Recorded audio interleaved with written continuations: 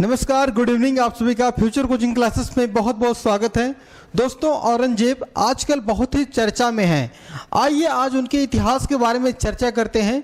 लोगों की जो राय है, वर्तमान में जो पॉलिटिकल पार्टियां हैं वो आपस में कैसे हिंदू और मुस्लिम को भिड़ा रही हैं, सभी के बारे में हम चर्चा करेंगे।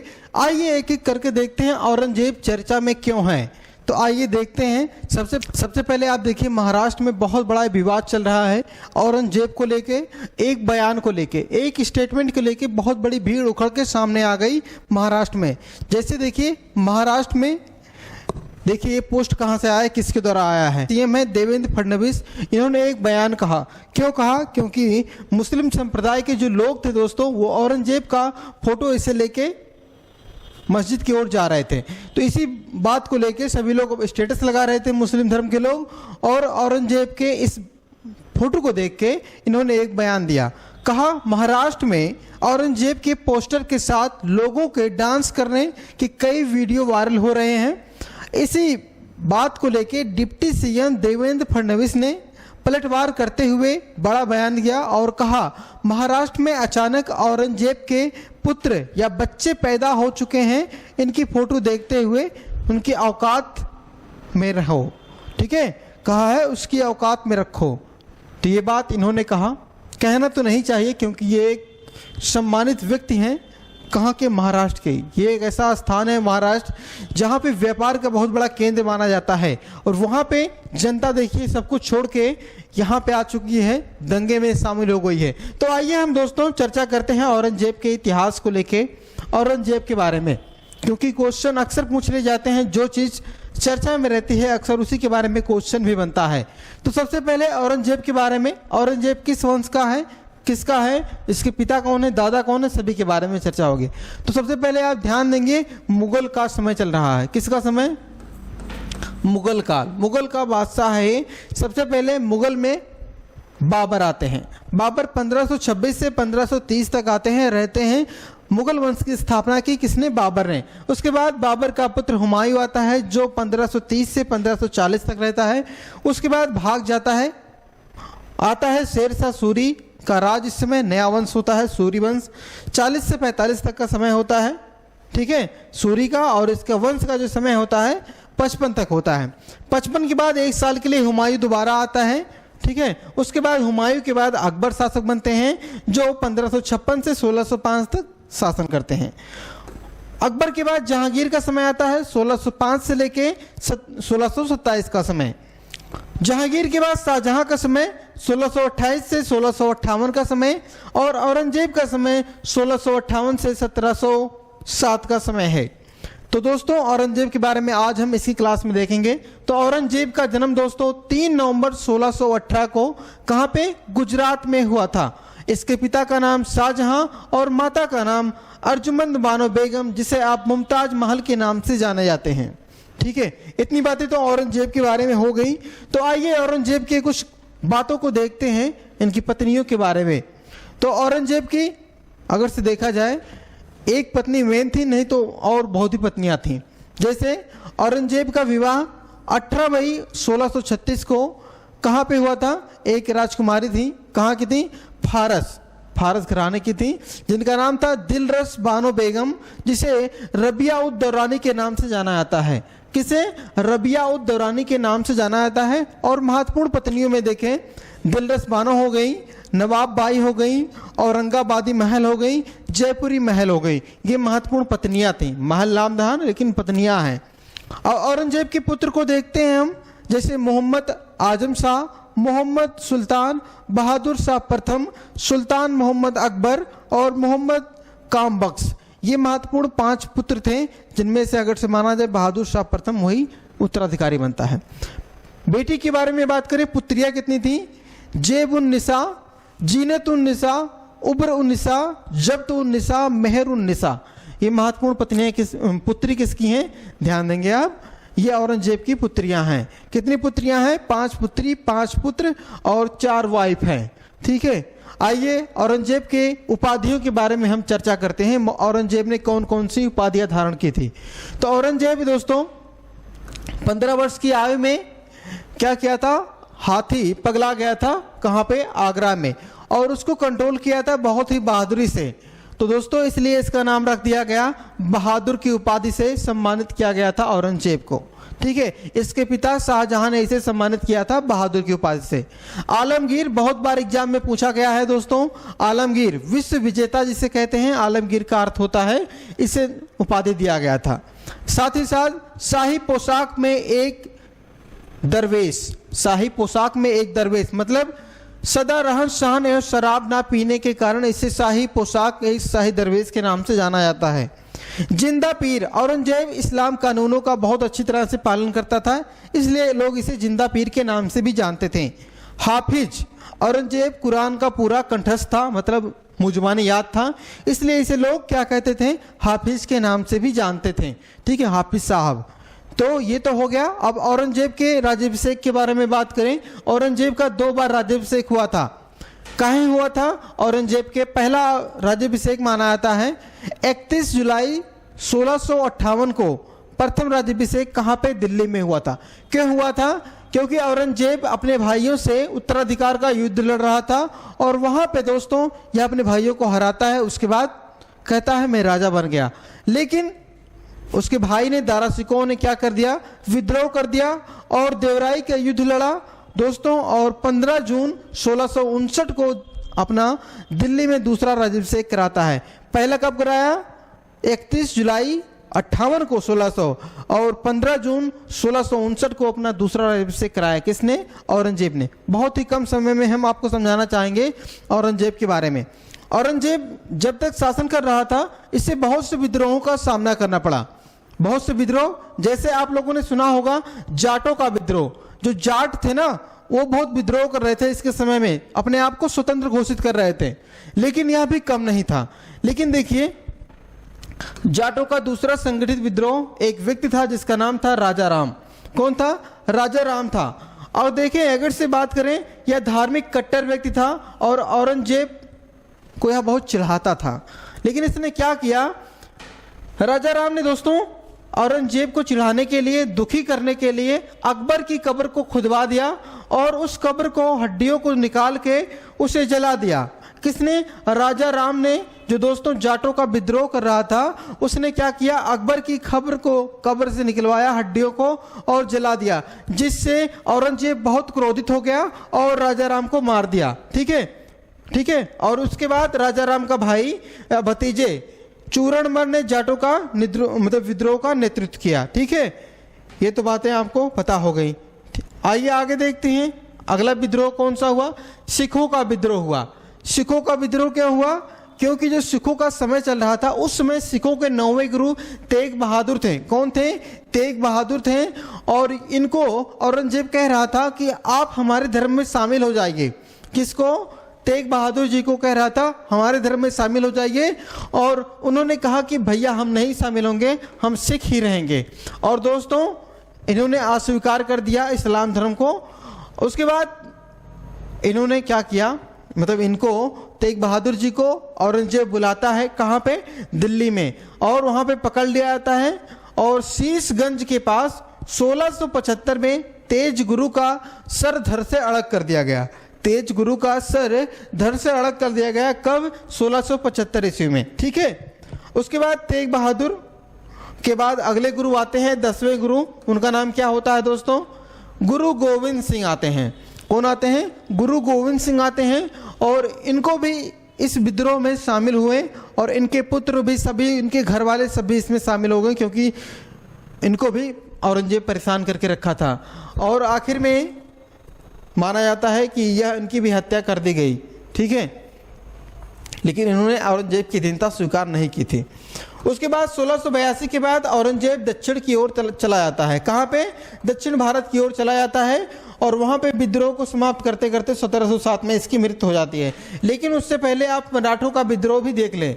मराठों का विद्रोह, क्योंकि मराठों का विद्रोह क्यों जानना जरूरी है? क्योंकि मराठों का समय या स्थान कहाँ पे था? महाराष्ट्र ही था, और वहाँ पे विद्रोह हो रहा है और यह विद्रोह बहुत ही इंपॉर्टेंट है, मराठों का विद्रोह। आइए देखते हैं दोस्तों।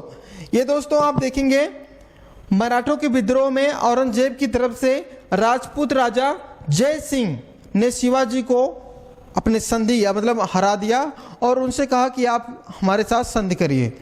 तो संधि हुई पुरंदर की संधि। क्या, कौन सी संधि थी? पुरंदर की संधि। इस संधि में माना जाता है दोस्तों जून 1665 में पुरंदर की संधि होती है और इसमें शिवाजी के जो महत्वपूर्ण क्या थे, किले थे 35 किले थे। उन 35 किलों में ले लिया गया और 23 किले उनमें से लौटा दिया गया। किसको? शिवाजी को।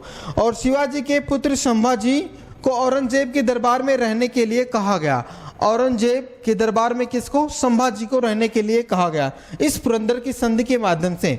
आगे जय सिंह ने शिवाजी और औरंगजेब से प्रार्थना किया छुड़वाने के लिए। और बात करें रियायतें दी गई नहीं, बात को समझिए। जय सिंह शिवाजी को औरंगजेब के दरबार में बुलाता है। कौन बुलाता है? जय सिंह शिवाजी को औरंगजेब के दरबार में बुलाता है और मुगल सत्ता के बारे में आमंत्रित करता है आगरा में। और आगरा में शिवाजी को क्या कर लिया जाता है? कैद कर लिया जाता है। ध्यान देंगे 22 मई 1666 को शिवाजी को दीवाने आम में उपस्थित हुए और वहां पे जयपुर भवन में, वहां पे एक भवन था, जयपुर भवन में नजरबंद कर दिया गया। ठीक है, शिवाजी वहां से भागने के लिए तैयार होते हैं और भाग भी जाते हैं। और इसमें जय सिंह का पुत्र राय सिंह ने शिवाजी को निकाला इस किले से, जयपुर भवन से। और आगे चल के शिवाजी ने क्या किया? विद्रोह किया। और शिवाजी की मृत्यु अगर से बात बोले, शिवाजी की मृत्यु के बाद उनके पुत्र संभाजी ने संघर्ष जारी रखा और साथ ही साथ कालांतर तक यह युद्ध चलता गया।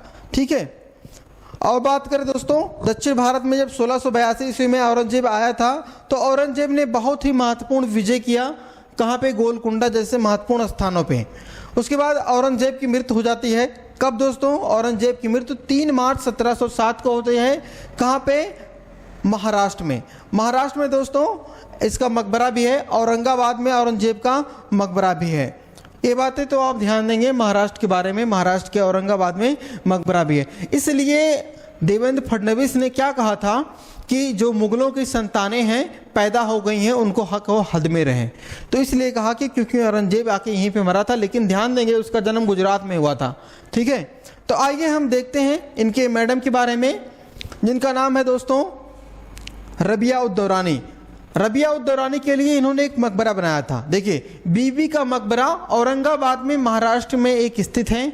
जो दोस्तों बीबी के मकबरा मुगल शासक औरंगजेब की पत्नी रबिया उद दौरानी, जिसे दिलरस बानो के नाम से भी जाना जाता है, बीबी के मकबरे को औरंगजेब ने निर्माण किया और अंतिम समय में इसका निर्माण कार्य पूरा कराया। और इसके पुत्र ने आजम शाह ने, माना जाता है कि इसने भी थोड़ा सा जो काम रह गया था उसको पूरा कराया था।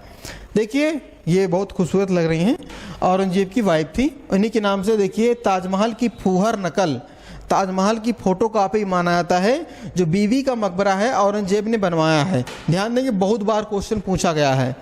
इतनी बातें क्लियर हो गई। अब हम कुछ महत्वपूर्ण बातें, महत्वपूर्ण बिंदु चर्चा करेंगे औरंगजेब के बारे में। जैसे आपके एग्जाम में बहुत बार पूछे जाते हैं, औरंगजेब ने क्या किया था दोस्तों? कुरान के आधार पर शासन करने की बात कही थी, शरीयत के आधार पर शासन चलाई जाएगी, ये बात उसने कहा था। ठीक है, और ध्यान देंगे औरंगजेब ने नौरोज त्योहार को बंद कर दिया था। कौन सा त्योहार? नौरोज त्योहार को बंद कर दिया। झरोखा दर्शन जो परंपरा चल रही थी दोस्तों, उसको भी बंद कर दिया। नौरोज त्योहार और झरोखा दर्शन। देखिए कुछ लोग कहते हैं दोस्तों कि औरंगजेब बहुत कट्टर था, मतलब हिंदुओं को मारता था। ठीक है, लेकिन इस प्रकार से देखिए आप, इसका मुस्लिम धर्म से भी ज़्यादा अच्छा लगाव नहीं था। ठीक है, इसने क्या किया? तुलादान जो शुरुआत हुई थी अकबर ने की थी, उसको भी बंद कर दिया। तुलादान क्या होता था? जो राजा होता था उसके वजन के हिसाब से सोना चांदी दान किया जाता था, लेकिन उसके पास यह सातिर दिमाग का था, इसने ये सब बंद कर दिया। साथ में बात करें इसके अलावा कलमा खुदवाना इसने बंद कर दिया। जो लोग अपने नाम का कलमा खुदवाते थे उसको भी इसने बंद करा दिया। साथ ही साथ सजदा और पैबोज जैसी प्रथाओं को इसने बंद करा दिया। सजदा और पैबोज जो बलबन ने स्टार्ट किया था इसको भी बंद करा दिया। देखिए अच्छा काम किया था औरंगजेब ने। 1663 ईस्वी में सती प्रथा के प्रतिबंध लगा दिया और हिंदुओं पर तीर्थ यात्रा कर भी लगा दिया। देखिए औरंगजेब ने सती प्रथा पर विरोध किया, बंद कर दिया, अच्छी बात है। लेकिन क्या किया इसने? हिंदुओं पर भी दोस्तों क्या किया इसने, तीर्थ यात्रा कर लगाना चालू कर दिया। जो अकबर ने बंद कर दिया था और इसने चालू कर दिया। ठीक है, अब बात करते हैं 1679 ईस्वी में औरंगजेब ने जजिया कर पुनः लगा दिया। औरंगजेब ने जजिया कर पुनः लगा दिया। ध्यान देंगे, जजिया कर एक गैर मुसलमानिक कर था। जो लोग हिंदू हैं उनको अगर से उस राज्य में रहना है तो जजिया कर देना पड़ेगा, और अकबर ने बंद कर दिया था, इसने दोबारा लागू कर दिया जजिया कर। इतनी बातें क्लियर हो गई। जजिया कर पे 5 लोगों को छूट दिया गया था। जैसे देखिए, ब्राह्मण को दिया गया था, छोटे बच्चों को दिया गया था, जो अपाहिज हैं उनको दिया गया था, जो लूले लंगड़े हैं, औरतों हैं, सबको दिया गया था। 5 लोगों को जजिया कर से बाहर रखा गया था। ठीक है, ये देखिए कोई ऐसा नहीं है कि सिर्फ हिंदुओं पर लगाया था, ब्राह्मणों को इस पर छूट रखा गया था। ध्यान देंगे आप। ठीक है, चलिए ठीक है, आगे देखते हैं महत्वपूर्ण बिंदु। जैसे माना जाता है कि औरंगजेब रोज 10,000 ब्राह्मणों की हत्या करता था। ये बातें आपको कहीं से मिली होंगी, लेकिन यह बात कितना सही है कितना गलत है ये आप बताएंगे। बताइए, 49-50 साल की कैरियर में अगर से डेली एक व्यक्ति 10,000 ब्राह्मणों को मारेगा तो 49-50 साल में कितना लोगों को मार देगा? सोचिए, ये बात सही है कि गलत है ये आप बताएंगे। ठीक है, तो अगर से हम देखें, इसमें कहा जा रहा है दोस्तों, सामाजिक प्रथाओं की जैसे समाज में वैश्यालय खुले जाते थे उस पर इसने बंद कर दिया। वैश्यावृत्ति को इसने बंद कर दिया। ठीक है, और उन महिलाओं को कहा विवाह करने के लिए प्रेरित भी किया गया। कहा कि आप ये सब छोड़ के विवाह करिए, रहिए, अपना सुखी जीवन रहिए। अगर से बात करें, औरंगजेब दोस्तों ने क्या किया था, संगीत, चित्रकला, नाच गाना सबको बंद कर दिया था। संगीत, चित्रकला जो होते बनवाए जाते थे सब कुछ बंद करा दिया। किसने? औरंगजेब ने। औरंगजेब ने संगीत पर भी पाबंद लगा दिया और नृत्य भी पाबंद लगा दिया, और स्वयं बीड़ा बजाता था। अब यह बात कितना सच है कितना असत्य है ये बात आप बताएंगे, क्योंकि कहा जा रहा है कि यह बीड़ा बजाता था अच्छी तरह से और लोगों को कहता था कि आप गाना बजाना कुछ मत करिए। माना जाता है कि जो इसका पुत्र होता औरंगजेब का था वह भी बहुत अच्छा बीड़ा बजाता था, गायक भी था, सिंगर भी था। ठीक है, लेकिन आप देखें ब्रिटिश इतिहासकार जो थे उन्होंने इस समय को क्या कहा है, मुस्लिम काल कहा है, सब कुछ काल से नाम से बांट दिया गया है। लेकिन अगर से आप समझें थोड़ा सा इस बात को दोस्तों, हमको और आपको सिर्फ उलझाने के लिए औरंगजेब के जो काम हैं सबको भिड़ा दिया गया है जातिवाद से।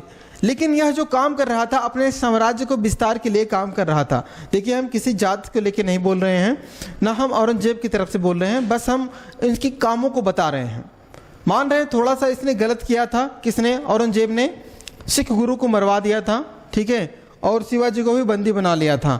लेकिन माने अगर से देखें, कोई भी व्यक्ति राजा होता है उस समय का अपना धर्म का प्रचार करना चाहता था, लेकिन औरंगजेब भी ऐसा काम कर रहा था, ऐसी बात नहीं है।